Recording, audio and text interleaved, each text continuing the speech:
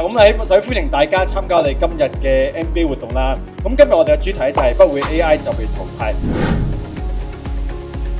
我哋做最好嘅事情咧，就係帶俾人哋新嘅知識，因為咧知識係能夠帶俾大家福利嘅效應啊！即係大家每一個決策、每一個思維咧，其實都用一啲新嘅知識係會幫到大家。咁我哋今日咧唔係 PowerPoint，我哋唔係紙上談兵，我哋反而係我哋會操作一次，俾大家知我哋實質 AI 係點運作。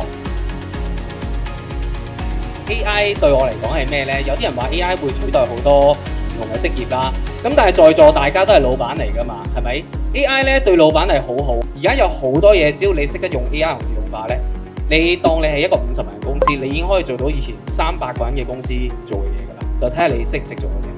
簡單嚟講就係教你點樣可以用一個精準嘅方法，教個 AI 做到你要做嘅。其實不外乎4樣嘢啫。你係咩人？你係咩人？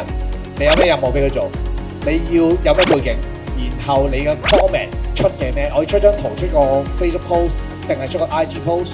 咁所以你基本上有4樣嘢咧，直接打落去 Gemini 度咧，其實某個程度上已經做到嘢啦。咁所以咧，我相信嚟緊有一段時間咧，會有一啲嘅細少少規模嘅公司，會慢慢取代一啲比較大規模嘅傳統公司。咁所以咧，大家喺中小企咧，喺呢個世代底下咧，俾少少時間去學 AI 呢一樣嘢咧，對自己間公司係絕對會有幫助嘅。